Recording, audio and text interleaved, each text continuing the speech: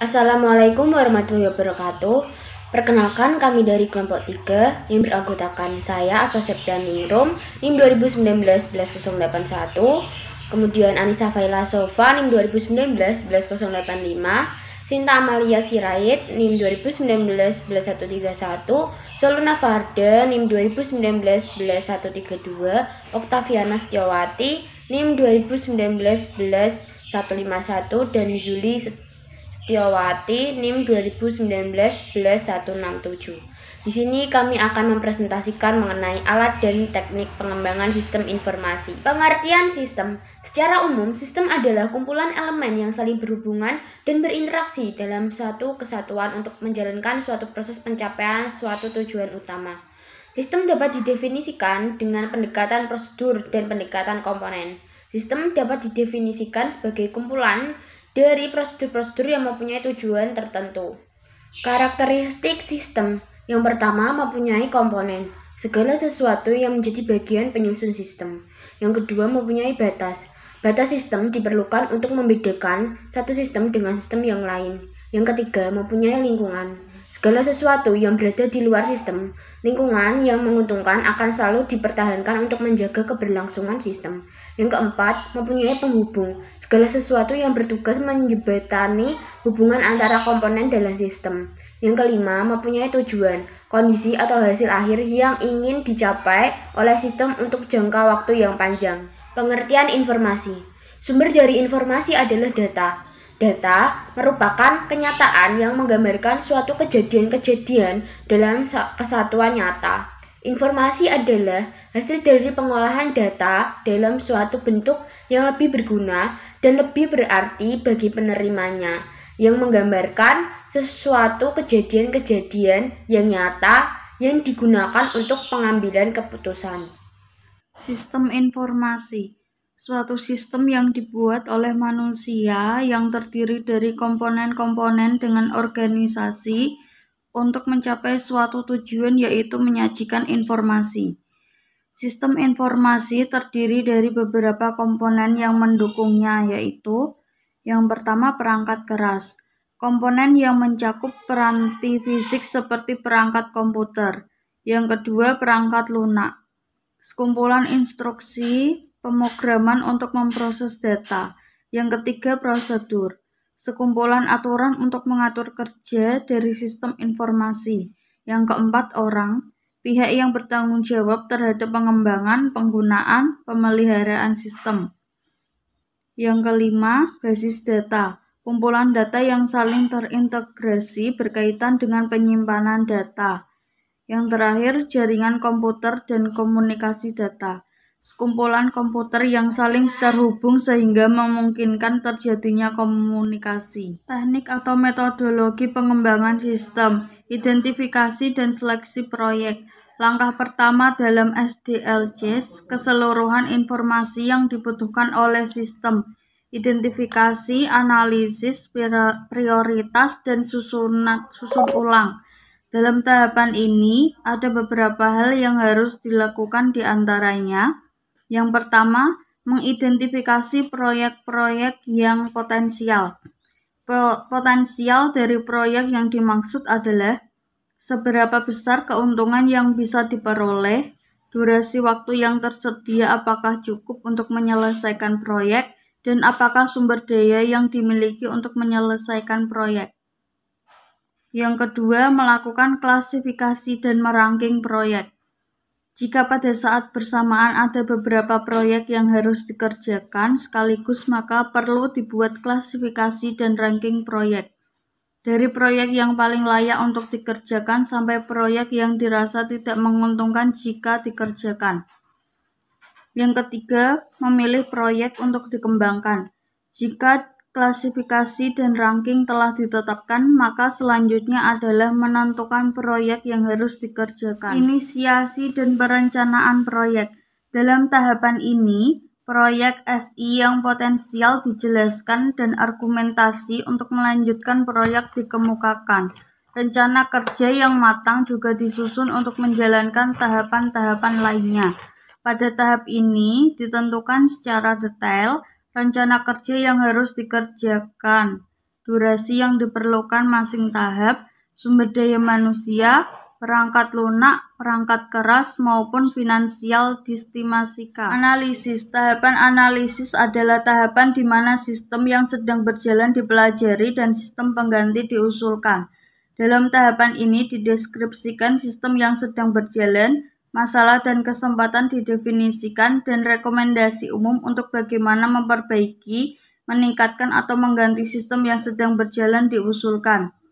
Tujuan utama dari fase analisis adalah untuk memahami dan mendokumentasikan kebutuhan bisnis atau business need dan persyaratan proses dari sistem baru. Aktivitas utama dalam fase ini yang pertama pengumpulan informasi, yang kedua mendefinisikan sistem requirement, yang ketiga memprioritaskan kebutuhan, yang keempat menyusun dan mengevaluasi alternatif, yang kelima menulis kebutuhan dengan pihak manajemen. Tahapan desain adalah tahapan mengubah kebutuhan yang masih berupa konsep menjadi spesifikasi sistem yang real. Tahapan desain sistem dapat dibagi menjadi dua tahap, yaitu desain logis atau logical design dan tahapan desain fisik atau physical design. Pada desain logis, bagian dari fase desain adalah SDLC, di mana semua fitur-fitur fungsional dari sistem dipilih dari tahapan analisis, dideskripsikan terpisah dari platform komputer yang nanti akan digunakan. Tahapan desain logis biasanya menghasilkan beberapa dokumen, di antaranya dokumen model data, dokumen model proses, rancangan tabel, hierarki atau modul, sampai desain antarmuka dari sistem yang akan dibuat. Sedangkan pada desain fisik, pada bagian ini spesifikasi logis diubah ke dalam detail teknologi di mana pemrograman dan pengembangan sistem bisa diselesaikan. Tahapan implementasi. Pada testing menguji hasil kode program yang telah dihasilkan dari tahapan desain fisik. Tujuan pengujian ada dua. Yang pertama, dari sisi pengembangan sistem, harus dijamin kode program yang dibuat bebas dari kesalahan sintaks maupun logika. Yang kedua, dari sisi pengguna, program yang dihasilkan harus mampu menyelesaikan masalah yang ada pada klien dan sistem baru harus mudah dijalankan dan dipahami oleh pengguna akhir. Tahapan pemeliharaan, langkah terakhir dari SDLC di mana pada tahapan ini sistem secara sistematis diperbaiki dan ditingkatkan. Hasil dari tahapan ini adalah versi baru dari perangkat lunak yang telah dibuat. Perbaikan yang dilakukan tingkatannya bisa sangat variatif, mulai dari memperbaiki program yang keras hingga berfungsi kembali sampai pada penambahan modul-modul program yang baru sebagai jawaban atas perubahan kebutuhan pengguna. Kelemahan dari SDLC, System Development Lifecycle punya kelebihan maupun kelemahan. Kelebihannya adalah langkah-langkah yang sekuensial memungkinkan pengembangan sistem fokus pada satu langkah terlebih dahulu, baru setelah selesai berpindah ke langkah berikutnya. Untuk pemula, pendekatan ini sangat bermanfaat, tetapi ada beberapa kelemahan sebagai akibat dari langkah-langkah sekuensial ini, diantaranya yaitu terlalu boros, baik dari segi biaya maupun waktu. Saat terjadi perubahan ketika sistem sudah dikembangkan, hal ini disebabkan perubahan pada satu tahap akan berakibat pada tahap berikutnya. Yang kedua, SDLC merupakan metode dengan pendekatan terstruktur. Jika pengembangan menginginkan proses pembuatan lebih cepat dengan menindakkan satu atau beberapa langkah, maka hasilnya justru sistem yang dibangun akan gagal. Pendekatan pengembangan sistem. Metode pengembangan evolusioner berdasarkan pada ide untuk mengembangkan implementasi awal, kemudian memperlihatkan sistem awal itu kepada pengguna untuk dikomentari, dan memperbaikinya versi demi versi sampai sistem yang memenuhi persyaratan yang diperoleh. Pada metode ini tidak ada kegiatan spesifikasi, pengembangan, dan validasi yang terpisah. Kegiatan-kegiatan ini dilakukan pada saat yang bersamaan dengan umpan balik yang cepat untuk masing-masing kegiatan. Adapun kelebihannya, metode evolusioner lebih efektif dari pendekatan SDLC yang menghasilkan sistem yang memenuhi kebutuhan langsung dari pelanggan. Karena untuk menghasilkan sistem informasi tidak harus menempuh keseluruhan tahap SDLC. Adapun kelemahannya, kurangnya reusabilitas proses. Di samping itu, jika sistem dikembangkan dengan cepat dan tidak efektif dari segi biaya, jika dihasilkan dokumen yang merefleksikan setiap sistem, kedua sistem seringkali memiliki struktur yang buruk. Hal ini disebabkan perubahan yang terus-menerus pada program malah cenderung merusak struktur perangkat lunak. Pendekatan pengembalian sistem. Metode ini berpegang pada ide awal sebagai berikut. Untuk beberapa proses bisnis, permintaan dari satu klien dengan klien lain bisa jadi hampir sama. Dengan demikian, jika sudah memiliki satu sistem informasi, akan dikembangkan sistem informasi untuk klien lain dengan proses bisnis yang hampir sama. Kita bisa memanfaatkan perangkat lunak yang sudah ada untuk membuat perangkat lunak yang baru. Ada 4 fase utama dalam pengembangan reusable. 1. Analisis komponen. Dalam fase ini, spesifikasi persyaratan telah diketahui. Komponen untuk implementasi spesifikasi tersebut akan dicari. 2. Modifikasi persyaratan. Persyaratan analisis menggunakan informasi tentang komponen yang didapat, kemudian dimodifikasi untuk merefleksasi komponen yang ada. Jika modifikasi tidak mungkin dilakukan, maka kegiatan analisis komponen bisa diulang dengan mencari solusi alternatif. 3. Perancangan sistem dengan pemakai ulang. Kerangka kerja sistem dirancang atau kerangka kerja yang telah ada dipakai ulang. Yang terakhir, pengembangan dan integrasi. Perangkat lunak yang tidak dapat dibeli akan dikembangkan oleh komponen kemudian diintegrasi untuk membantu sistem. Pendekatan pengembangan sistem. Prototyping adalah proses alternatif dalam pengembangan sistem di mana kebutuhan diubah ke dalam sistem yang bekerja, yang secara terus-menerus diperbaiki melalui kerjasama antara pengguna dan analisis. Prototipe juga bisa dibangun melalui beberapa tol pengembangan untuk menyederhanakan proses. Prototyping merupakan bentuk dari rapid application development. Kelemahannya adalah mungkin mengesampingkan prinsip rekayasa perangkat lunak, menghasilkan inkonsistensi pada modul sistem, tidak cocok dengan standar, kekurangan prinsip reusability komponen. Sedangkan keuntungannya adalah prototip melibatkan pengguna dalam analisis dan desain, punya kemampuan menangkap kebutuhan secara konkret daripada secara abstrak. Untuk digunakan secara standar, digunakan untuk memperluas SDLC. Pendekatan pengembangan sistem. Metode pengembangan sistem yang lebih menekankan objek dibanding dengan data atau proses. Ada beberapa ciri khas dari pendekatan ini, yaitu objek, inheritance, dan object class. Objek adalah abstraksi dari benda nyata di mana data dan proses diletakkan bersama untuk memodelkan struktur dari perilaku dari objek dunia nyata.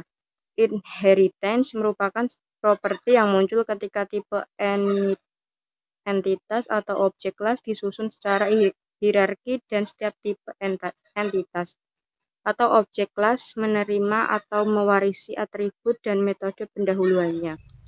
Selanjutnya yaitu teknik-teknik dalam pengembangan sistem. Yang pertama, teknik manajemen proyek, meliputi CPM atau Critical Path Method dan PERT atau Program Evaluation and Review Technique. Teknik ini digunakan untuk penjadwalan waktu pelaksanaan suatu proyek. Yang kedua, teknik menemukan fakta. Teknik yang dapat digunakan untuk mengumpulkan data dan menemukan fakta-fakta dalam kegiatan mempelajari sistem yang ada.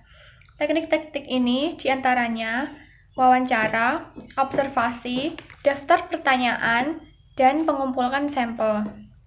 Yang ketiga, teknik analisis biaya, yaitu teknik yang menilai dari sisi kelayakan ekonomis suatu pengembangan sistem informasi.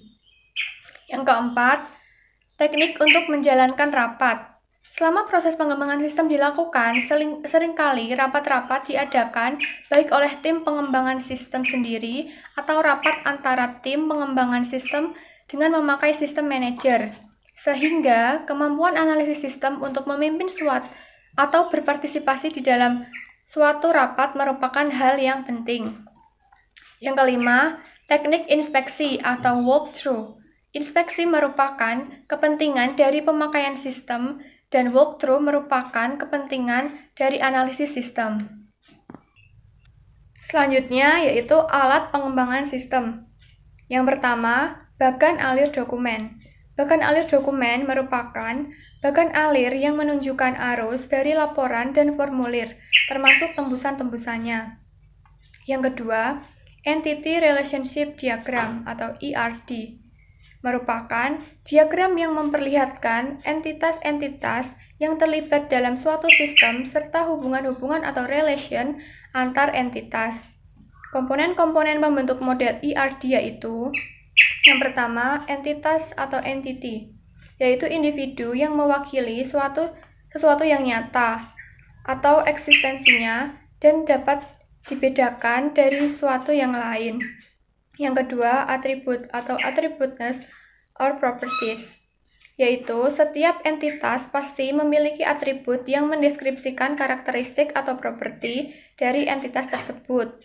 Yang ketiga, relate atau relationship, adanya hubungan di antara sejumlah entitas yang berasal dari himpunan entitas yang berbeda. Yang keempat, kardinalitas atau derajat, jumlah maksimum entitas yang dapat berelasi dengan entitas pada himpunan entitas yang lain. Yang ketiga, diagram konteks, merupakan diagram aliran data pada tingkat paling atas yang merupakan penggambaran yang berfungsi untuk memperlihatkan interaksi atau hubungan langsung antara sistem dengan lingkungannya. Diagram konteks menggambarkan sebuah sistem berupa proses yang berhubungan dengan satu atau beberapa entitas atau entity. Yang keempat, data flow diagram atau DFD, yaitu suatu alat pemodelan yang digunakan untuk memodelkan fungsi dari sistem, menggambarkan secara rinci mengenai sistem sebagai jaringan kerja antar fungsi yang berhubungan satu sama lain, dengan menunjukkan dari dan kemana data mengalir serta penyimpanannya. Beberapa simbol digunakan di DFD, yaitu yang pertama, kesatuan luar. Kesatuan entiti dalam lingkungan luar sistem dapat berupa orang, organisasi, atau sistem lainnya yang berada di lingkungan luar yang akan memberikan masukan atau menerima keluaran dari sistem. Yang kedua, arus data, mengalir di antara proses, simpanan data, dan kesatuan luar. Arus data ini menunjukkan arus dari data yang dapat berupa masukan untuk sistem atau hasil dari proses sistem. Yang ketiga, proses, kegiatan yang dilakukan oleh orang, mesin, atau komputer dari hasil suatu arus data yang masuk ke dalam proses untuk dihasilkan arus data yang akan keluar dari proses. Yang keempat, simpanan data. Dapat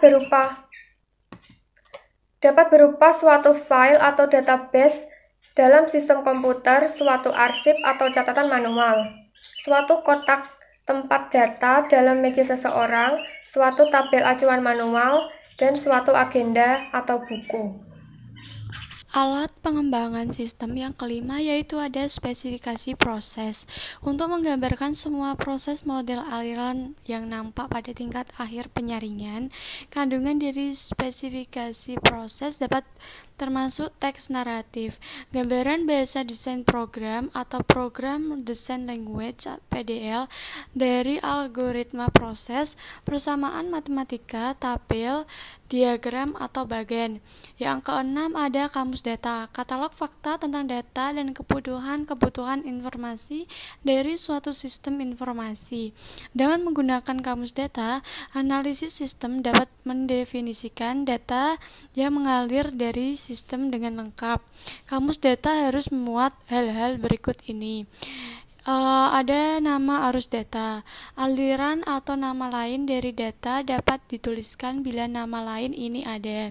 Selanjutnya, bentuk data dapat berupa dokumen dasar atau formulir, dokumen hasil cetakan komputer, laporan tercetak, tampilan di layar monitor, variabel, parameter, dan file.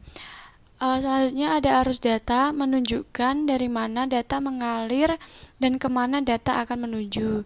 Penjelasan diisi dengan keterangan-keterangan tentang arus data tersebut. Periode menunjukkan kapan terjadinya arus data. Volume untuk mengidentifikasi besarnya simpanan luar yang akan digunakan. Kapasitas dan jumlah dari alat input, alat pemrosesan, dan alat output.